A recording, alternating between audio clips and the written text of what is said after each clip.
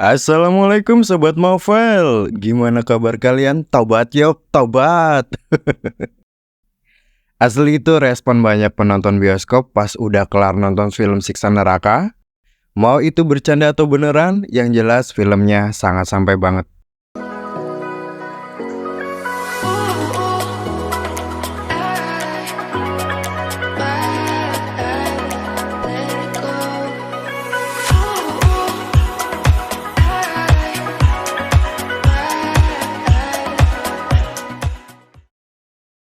Tapi bukan berarti ini film perfect ya, nanti kita bakal bahas. Tapi sebelumnya, Kisah Neraka adalah film horor jagal. Katanya sih disutradarai oleh Anggi Umbara, adaptasi dari komik berjudul sama. Filmnya diproduksi oleh D Company. Para bintangnya ada Ratu Sofyan sebagai Tias, Keisa Alvaro sebagai Fajar, Naila sebagai Azizah, dan Rizky Farel sebagai Saleh, serta Aryo Wahab sebagai Ustadz Zakir, dan Astri Nurdin sebagai Ibu Rika. Kisahnya memaparkan kehidupan keluarga Ustadz Zakir yang punya 4 anak. Ada Tias, anak yang patuh tapi dia juga mampu melihat makhluk tak kasat mata. Kemudian ada Saleh yang terlihat baik dan sangat dibanggakan Ustadz Zakir, tapi sebaliknya Saleh di belakang orang tuanya suka berjudi dan menipu. Gila sih. Terus ada Fajar yang ternyata punya pacar dan di belakang orang tuanya sudah melakukan aktivitas seksual. Sementara Azizah yang periang dan suka nyanyi, rupanya terlibat aksi fitnah yang sampai membuat korban fitnahnya mengakhiri hidupnya sendiri. Kabar kematian dini terdengar Azizah, yaitu kawannya yang difitnah. Dan tanpa penyesalan, di dalam hari berkabung itu Azizah justru bertekad menghadiri ajang kompetisi nyanyi. Di saat orang tuanya mengunjungi kediaman Dini, Azizah dengan bantuan saudaranya pergi ke ajang menyanyi itu. Namun petaka menimpa mereka. Kecelakaan tragis menyeret mereka ke alam penyiksaan yang menyerupai alam siksa neraka. Dan kesalahan masa lalu dan tindakan menyimpang mereka menjadi pemicu penderitaan mereka di dalam siksa itu, kecuali Tias. Ada baiknya menonton film ini dalam kondisi mental yang kuat dan tentunya perut kuat melihat beberapa scene memakan sesuatu yang bagiku bikin mual.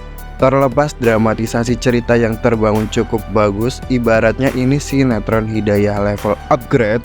Tapi sayangnya beberapa aspek plus dan minusnya mau aku jabarkan. Sorry kalau ini bakal jadi spoiler ya.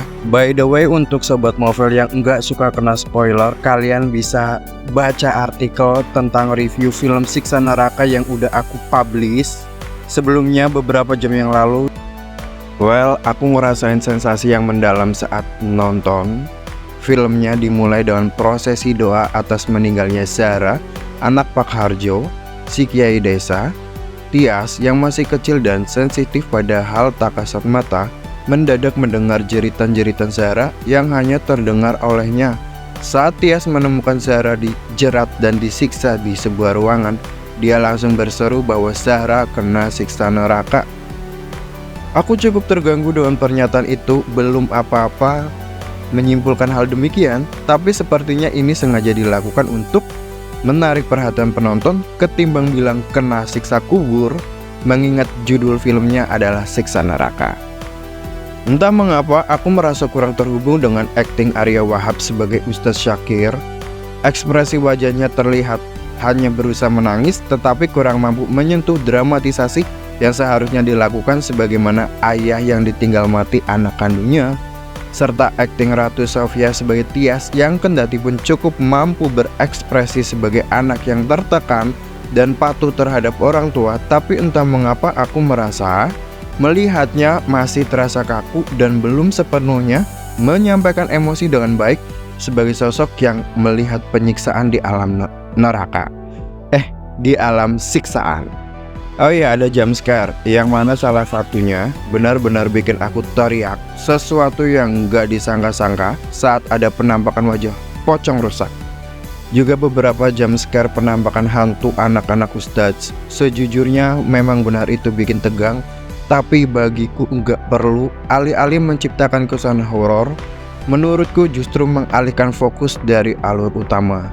serius. Terus lagi ada dialog karakter Tias bilang air sungai meluap tinggi dan berusaha untuk menghentikan tindakan saudara-saudaranya, yang padahal hujan baru saja turun dan jelas-jelas belum melihat kondisi sungainya. Tias kesannya jadi tampak serba tahu kan. Terus pas sampai di sungai, aku berani jamin itu sungai nggak dalam dan bisa leluasa jalan karena aliran airnya hanya sampai semata kaki. Tapi entah mengapa mereka seakan-akan terlihat sangat kesusahan melewati sungai itu, padahal tinggi airnya jelas itu hanya semata kaki. Mau bilang mereka menyusuri bebatuan aliran air terjun, nggak ada visual yang memperlihatkan mereka berjalan di ujung puncak air terjun. Jadi aneh sih dia aku. Ditambah proses pencarian anak-anak Ustadz Syakir yang dari kacamataku hanya di situ-situ saja. Proses penemuan anak-anaknya enggak cukup dramatisasi, dan yang lebih aneh di sungai itu yang jelas-jelas sudah dicari oleh banyak warga, ketika Ustadz Syakir menangis di sungai mendadak melihat anaknya di pinggir bebatuan. Masa iya warga sebanyak itu enggak melihat anaknya kemarin? Gini deh, Ustadz Syakir menangis di sungai itu karena itu kawasan yang dapat dia capai bukan? Artinya enggak jauh-jauh dari rumahnya. Kecuali jika penemuan tubuh anaknya yang satu itu di lokasi sungai yang berbeda, mungkin aku bisa terima hal demikian. Oh iya, scoring musiknya juga biasa aja, enggak sampai mengiris atau menusuk ulu hati penontonnya. Tapi biarpun gitu, aku suka akting pemeran anak-anaknya yang berhasil menghidupkan sebagaimana hubungan kakak adik dalam sebuah keluarga. Cukup ngalir dan meyakinkan. Terus penyampaian rahasia anak-anak Ustadz yang dikuliti perlahan-lahan sambil menampilkan scene penyiksaan itu bagus. Flashback yang dilakukan cukup mampu bikin penonton menerima kalau karakter itu memang sudah sepantasnya mendapatkan siksaan. Aku juga suka pergerakan kamera yang ada di dalam rumah. Asyik dilihatnya. Untuk sinematografi nggak terlalu berkesan, baik itu penggambaran desa maupun di alam siksa neraka. Entah mengapa masih kurang mulus dan kurang meyakinkan, tapi jujur aku lumayan suka dengan efek CGI penyiksaan tubuh-tubuh yang disiksa. Beberapa visual mengerikan di alam siksaan itu ada scene mata Fajar yang ditusuk sampai copot dan menggelinding. Lalu ada Fajar yang disetrika dengan setrikaan raksasa yang panas sampai punggungnya meleleh. Ada juga penyiraman kepala dengan cairan lava. Terus ada Saleh yang ditarik lidahnya dan diceburkan ke cairan lava. Kemudian proses pemotongan tangan Azizah dengan senjata duri besi yang bikin ngilu. Dan scene lidah Azizah yang ditarik dan dipotong. Terus ada juga scene seorang yang ditenggaki cairan lava, entah orang itu siapa. Terus ada sosok yang dipaksa memakan sesuatu yang menjijikan. Lalu adegan menusuk pipi dengan besi panas. Gue cuma itu aja, ada juga scene penusukan tubuh manusia yang serupa sate manusia. Dan masih banyak lagi, itu cukup tergambarkan dengan realistis. Ini kayak di taman bermain siksaan kali ya. Tapi aku kok ngerasa seharusnya bisa lebih dibuat realistis. Tapi seenggaknya ini udah cukup menggambarkan kengeriannya. Jujur saja filmnya berhasil menyampaikan dakwahnya, sebagaimana bahwa alam neraka itu benar-benar ada, melalui POV Tias yang ternyata masih selamat dan dirinya melihat seluruh penyiksaan itu. Filmnya berhasil bikin aku takut akan neraka, yakin. Dengan demikian skor dariku cukup 6 dari 10. Aku belum bisa kasih lebih karena beberapa hal yang cukup mengganggu. Ini subjektif, yang jelas filmnya berhasil bikin aku mual dan mau muntah. Filmnya juga berhasil membawa dakwahnya dengan baik. Dan tentunya untuk sebuah apresiasi untuk segala teknis di belakang layar.